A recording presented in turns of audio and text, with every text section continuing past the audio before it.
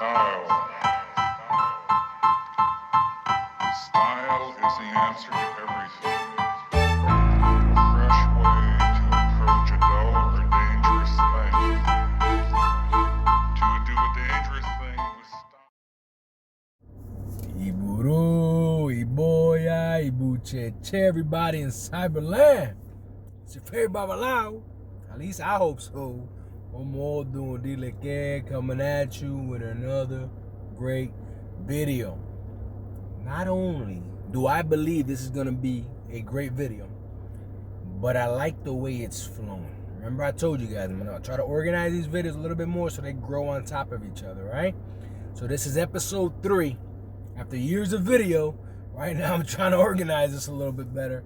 But this is episode 3, where we're going to begin to dissect. Okay, begin to dissect the philosophy of Ifa. But not only dissect the philosophy of Ifa, but more importantly, to understand how things come together. Because something that a lot of people don't realize about Ifa is that the philosophy of Ifa is actually the philosophy of many other things. For example, in Ifa, we believe heavily in numerology. In Ifa, we believe heavily, in the psychology of things. In Ifa, we believe in anatomy, we believe in numerology, we believe in zoology, the study of herbs, astrology, you name it, and we are touching it. Very beautiful, is it not? The philosophy of Ifa. Okay?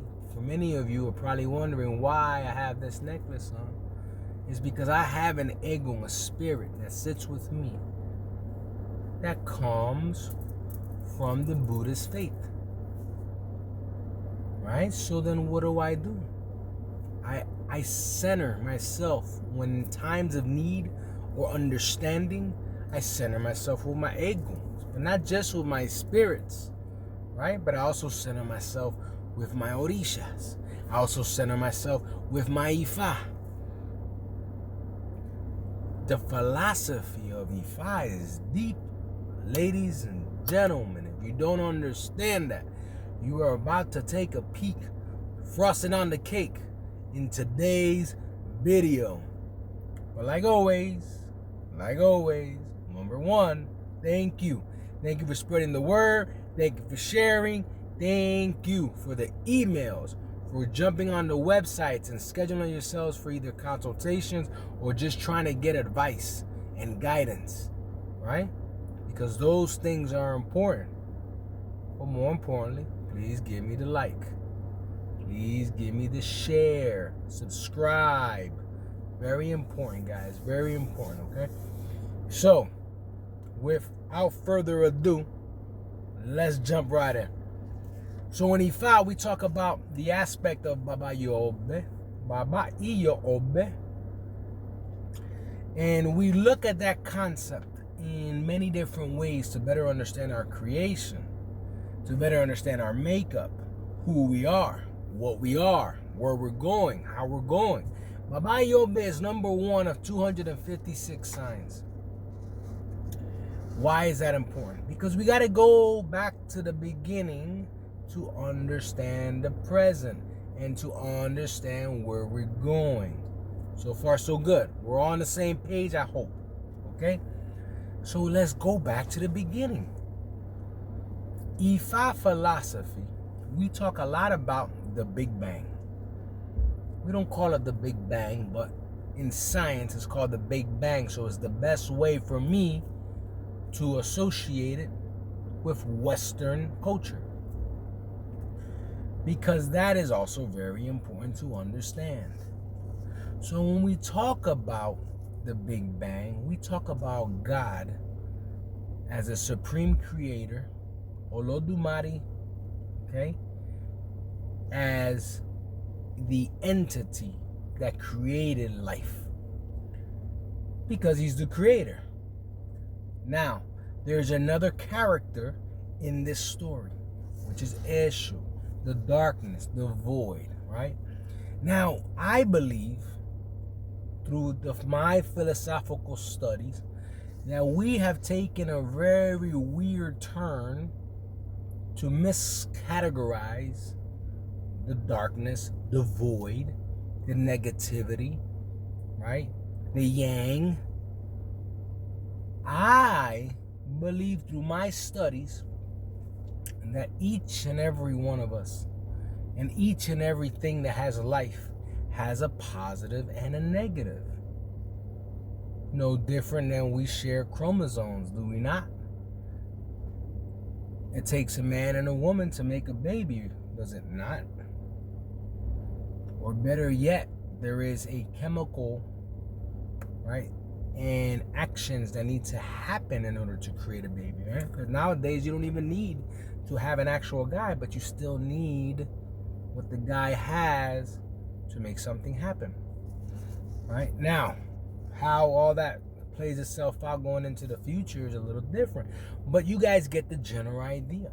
The anatomy, right, and the biology, right, of humans is typically pretty complicated on its own. So we have to be careful because everything in life, right? Number one, everything in life has balance. Everything that was created has balance. Alright? So that's the first piece of the philosophy in Ifa that we need to understand. Balance. White, black, yin, yang, positive, negative, in order to balance our lives. Okay, that's the first thing. Now, going back to the beginning. Big Bang, Olodumare, Eshu, meet, and boom, magic happens. The stars, the universes, the galaxies, everything begins to kind of shape. God's purpose was to create another Olorum. Okay? Something else we need to get out of the habit of doing is call it for what it is. Olorum. Right? If I want to talk about heaven, I'll get into the Abrahamic faith, but that's not where I want to go. Right? I want to talk about Olorum, the place where Olodumare resides, where Olodumare created the Iremoles. Right? Another concept I need you all to understand, Iremole, energy. Iremole was the children of God, basically, right? Of Olodumare. Because he understood that there had to be certain representations, right, in this world. In order, not just in this world, but in any world, in order for things to kind of make way.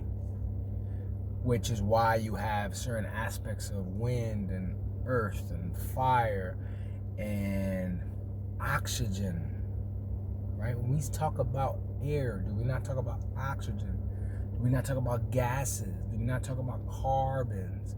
When we talk about water, do we not also talk about carbons and different gases? When we talk about fire, doesn't the fire need oxygen? And when we talk about earth, doesn't the earth maintain minerals and also oxygen? And when we start looking at the scientific table, right, just the table in science alone, we begin to kind of see where everything is just intermingled. Why? Because there's a balance. There's a balance. So the Iremole, energy required in order to do the things that needed to be done, in order to mimic Olorum and to create a place where Olorum could be mimicked. That was the concept. So here we are, on this place that we call Earth, which we also understand as Orisha, which we understand that has a life of its own, right? So, now we go down that road, and we understand that every planet was developed differently. Every galaxy was created differently, based on the basic premise of what Iremole is. So in Yoruba philosophy, we understand that the Iremoles were part of that reaction that made action, which we can call molecules, we can call just about anything you can talk about when we talk about science. when we have two things that are beginning to bond, two things that are creating to react off of each other, two things, right? And now we add multiple things, different energies in a beautiful concoction, creating these things called the planets and the stars. And what a beautiful thing. Olodumare was a masterpiece, and he knew what he was doing. So in our philosophy, we understood how, temperamental these energies can be in order to kind of recreate something that was already perfect. Olorun was perfect, right? And when we get to the earth and we see that the Eremoles are trying to make this happen, we begin to look at it to see, hey, how can we really do this, right? How can we really make this work? And that's when we begin to understand that in this religion, Olokun and Ogun are vital. Why? Because they are the basis of this planet, right? The water. Water surrounds the majority of this planet. The land itself and the paths and the roads and the core, right? Iron, guys, okay? Iron. All representations of Ogun. Ogun is also what helps humans progress. That's why he creates the roads. A lot of times people say, hey, go to Elegua, go to Eshu. No. Ogun created the road. Ogun created that road. There's a lot of things that we got to make sure that we are thanking Ogun for. So then we begin to kind of see how we begin to shape. Olokun takes its place. Ogun takes its place in the core. And we begin to look at the philosophy where wisdom is now taking place in order to better shape the land. Right? Because Olodumare is the wisdom. And we see the stories, right, where the snail shell and the hen and the chameleon. And we get into all these beautiful aspects of these stories. And we get to see how wisdom is always sitting back, analyzing, putting things in order. We look at all the temperamental Eremole energies just flying everywhere. And we talk about these through stories, through patakis from our elders. And we begin to kind of see where, wow, okay, there's a lot going on. To the point where we even screwed it up, right? And we had to start all over again, right? Even to a point where now Eshu has to take an active role because we're just not getting it right. And Eshu is now another person another energy, right? That we need to be very conscious of, right? So now Eshu now takes part in being the gatekeeper, right, between Olorun and Aye, or Earth, whatever you want to call it, right, in this, in order for us to better understand the philosophy. So as we begin to kind of see how this plays out, we kind of understand that Eshu wants exactly what his other half wants, right? Or what the Supreme Creator wants, which is wants to see this land succeed. So a couple of things here. Now we fast forward the stories. Now we have a little bit more organization, and we begin to kind of see that nonetheless humans are created, right? Iku gets the clay, Obatala does the molding, this, that, and the other. Life is breath, and great. Now everybody has followers. Now the Eremoles are now born onto an earth that was already now created, right? Which now makes them an Orisha. Another distinction that a lot of people don't really understand, the Eremole versus the Orisha. Something that now is born and can reincarnate and can die, right? So now they all have their followers. That was made by the breath of God through the powers of the Eremole at that point, which was Iku, which is Obatala, and we begin to kind of see where things are starting to come together, and this magical mist of a human body that's now given breath, right? And life is now assigned to a Orisha that is now born on this earth. which brings us to a lot of the concepts of, okay, what came first, the chicken or the egg? I'm a firm believer that the followers came with after the Orishas were here, because that's what was designed. Right? And then we begin to kind of see where the aspects of death come into play. Iku's first smell of humans, right, was when he gathered what the humans were going to be vesseled in, how that Ori was going to come down and take over this vessel, right? Iku picked his meal, and Iku continues to eat his meal, right? That's why we're always wondering, you can't escape death. Okay, death knows when it's got to come and recover the flesh it gave you, right? That's why your body is going to be always destined to die at one point in time. We can't live forever. So now, let's keep digging into the philosophy of things, right? So now people die. People are now going to the spirit world. In our faith, we understand that we do believe in reincarnation.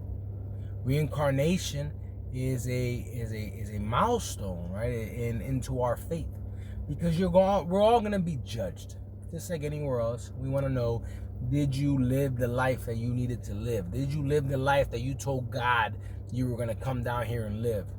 Right? Because in our philosophy, that's what we do. And if we didn't do it the way we said we were going to do it, when we talked to the big man and he gave us the permission to come down here, then the big man says, do it again. And if the big man doesn't think that you did a very good job because you were not aligned properly, right, with the right tools to be effective as a human, right, because you just did not figure it out, it was just that bad, then he de-evolutionizes your human state, which means now you become an animal, right? So imagine that. And if you screw that up enough, you become a plant. And if you screw that enough, you become the minerals, right, that create the plants. Because in our faith and in our philosophy, that's what we believe in. We believe in the evolution of life down from the earth, the rocks, to the plants, to the animals, to the humans. And when that full circle comes out and you die, you should have been successful in all that. And you should now transition. You should now evolve into the spirit plane. Olorum. You now are that ancestor that is giving power and assistance and guidance to your lineage or those who need it. That is what that means. That's what our faith believes in. That's the philosophy of our faith. And we need to hold on to that. And we need to share that. Because here's the other piece of this. Here's the other piece. You saw how somewhat the universe, again, I'm only going to give you the icing on the cake. You saw how the universe was somewhat created. You understand Iremuni and Orisha. You understand how the humans were made. You understand why they must die. You understand about reincarnation. So with that said, you have a good, firm, solid ground to understand how you need to proceed. So now, let's understand the other piece of that. How does Ori come into your body? Okay? And here's where our philosophy talks about where Ori, a divinity, okay, an energy, now goes to Olodumare and says, I would like to go on earth and do X. Just like any journey you go on, before you go on a journey or a road trip or you jump on a plane, you pack your luggage. Maybe if you're going to go do a job, right, you have to have the right tools. Maybe you need more additional people. Same concept applies. Home is Olorum, guys. Home is Olorum. We came down here to the marketplace. That's this world that we are in. We're shopping around. We came out here to do a job, and now we need to stick to that job. But we came with our companions. We came with our tools. We came with what we need. And those things we knew very clear before we left. And some divinities accomplished everything that they needed to accomplish before they came down, right? Some Oris did everything they needed to do before they came down, and some did not, right? And some did not. Which you begin to kind of see where the story goes, where, we talk about where there is some things that need to get adjusted because of a curse. You hear people say those things all the time. Oh, curse, or something happened in a lineage, and it's not necessarily that. It could just be that the spiritual cord that leads up to Olorum, something's off. A right sacrifice wasn't done. And that's why we go into Ifa and we go to Babalaos or Awoni Orumilas, better yet, or in a Lu, right? A head teacher in the faith, in order for us to dissect the problem, fix the problem, and readjust you. Okay, so now we are into the concept of you come down. You came down with your companions. Who are your companions, though, right? Who are your companions? And did you do it bo? So we talked about it, right? If you didn't do it bo, or maybe there's some spiritual issues going on, maybe there's something from the very beginning, at the origin of it all, that needs to be readjusted. Right or wrong? That's how it is. So our companions. Everybody understands that when we were up there and we said that we were going to go do X, we needed somebody that's going to come with us, to accompany us, to help us. That's our guardian Orishas. Right? That's our guardian Orishas. The ones that came, died, reincarnated, and this circle keeps going on.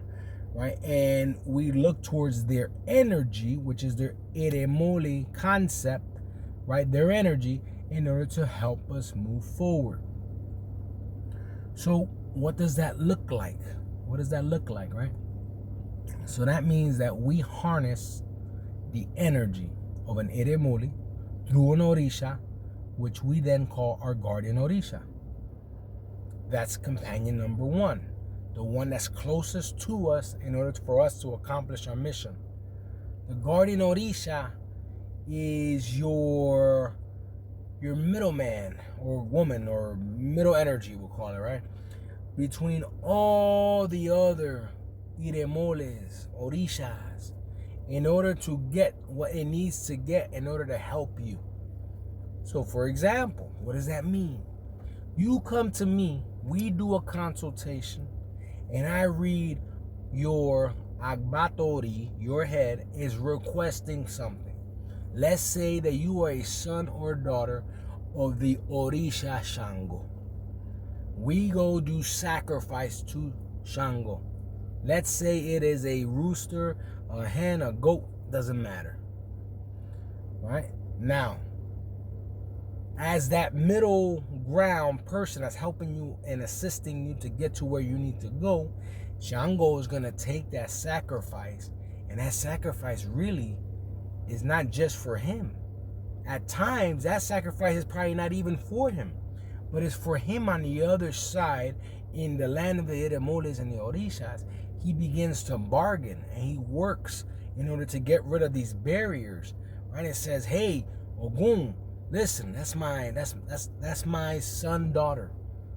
I need you to open up, or I need you to create this path for him or her. Boom, here. Have the sacrifice they gave me, I give it to you. Right? So he's bargaining, right? And I say he because it's just a concept. It's just it's just a me thing when we talk about the Orisha Shango. But sometimes we may be talking about the Eremules. Eremule energy has no sex. There is no he or she, right? So now we begin to look at the concepts of what our guardian Orisha is truly there for, right? So good. Now we understand that, right? Our Agbatori, that covers our head, that covers our Ori, that's there. Our ride or die, right? That's what we like to know it as. Now we understand another concept, right? Eshu, we talked about before, and we said that Eshu was there. Eshu was there from the beginning, the Big Bang, boom, right? And Eshu was right there with the big man. Eshu never came down with anybody. Eshu went through many nicknames. Eshu is known as Elegua, Legba, Elegbara. Eshu is known as 1,000 different other things, okay? And I'm not going to get into that too much because there's a lot of religions that link Eshu with a certain divinity named differently. I like to call those surnames. I like to call them last names. Eshu Elegua, Eshu Legba, Eshu Elegbara, Eshu is Eshu, okay? Eshu lives in every old doom, right? There's an Eshu. Why? Because Eshu was always there. Eshu is another companion that comes down with you in our philosophy that accompanies your Ori, right? So now we have Eshu, right? Which we always need to give honor to. Because if anything, if Eshu was there first, just by the hierarchy and the logic alone, shouldn't we attend him first? That's why it's important for us to attend Eshu. Or in the Olorisha practices, Elegua, right? Which is still Eshu, right? Makes sense, I hope. So then we look at those concepts and then we say, okay, who else came down with us? So even though in Cuba, we have Isha lineage and we have diaspora, where a lot of times you hear people say Lukumi, right? We talk about spirituality slightly different in order to understand our next companion. In Isha, they look towards Igbe, okay, as the spiritual guardian, right? As a warrior concept for the spirituality of the person, which is beautiful because, Igbe sits at the head of the ancestral table for that person, and there's a lot of beautiful things on Igbe, right? But I don't want to talk on Igbe because I am not a subject matter expert on Igbe. I just know what I know from talking to my other brothers in the faith in Isha. Now, when we talk about diaspora, Lokomi, Regla de Ifa, Osha, right, we look at our spiritual side in order to define our next companion slightly differently, right? We look at our spiritual guides, right, which we understand could be anything, right? I told you guys that I'm wearing this because there's a spirit that I have that has a lot to do with Buddhism, of Buddha itself. So, when we do these things, we align ourselves because we're trying to build our spiritual army together. So our next companion that we're talking about is our spirit guide, something that we determine through spiritual masses.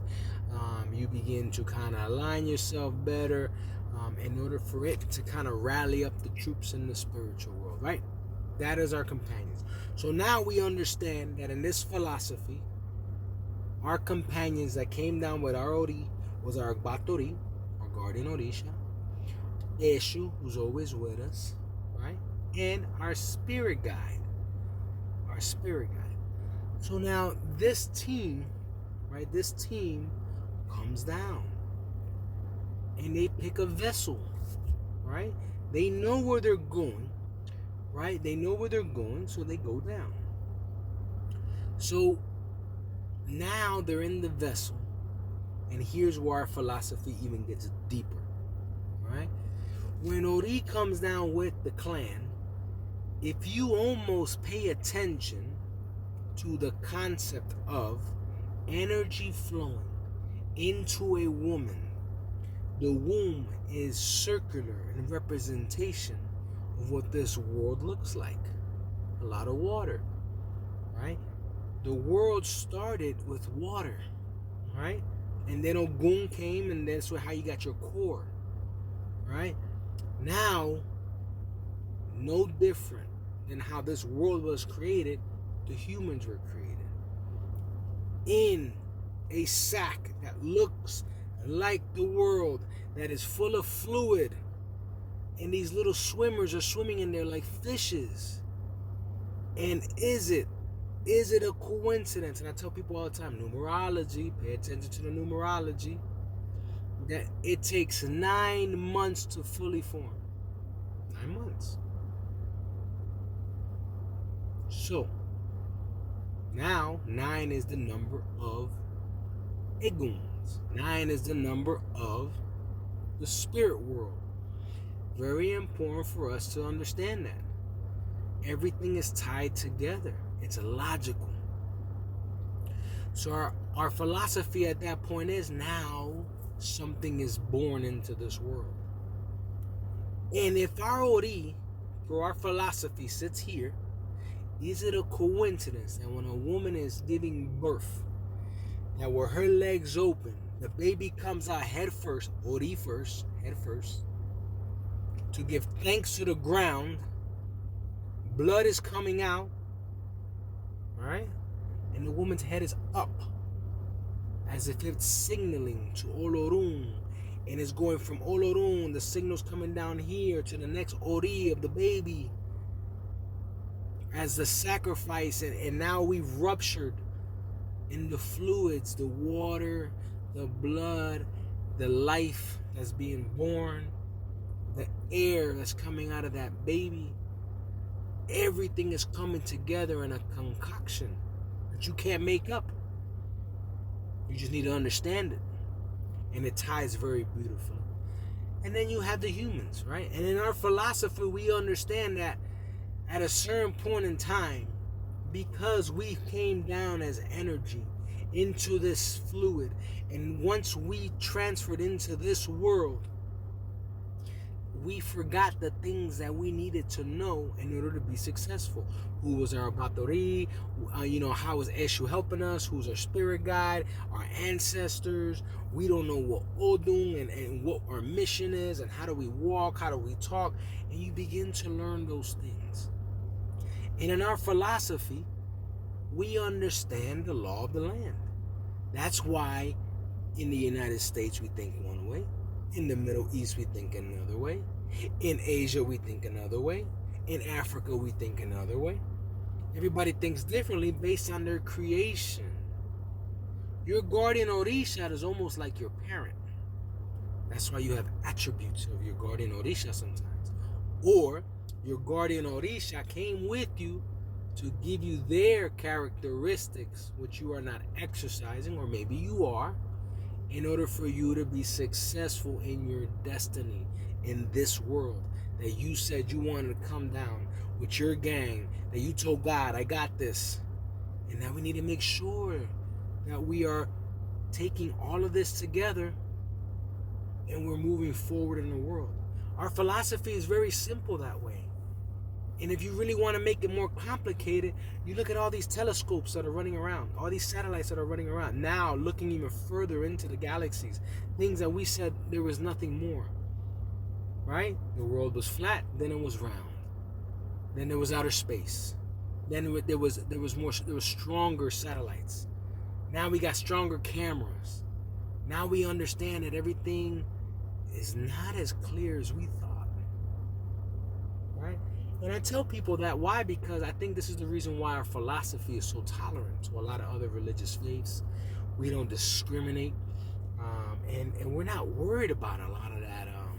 A lot of the talks that are going on, at least in the United States, as far as diversity and inclusion and all this craziness. Why? Because we always been there.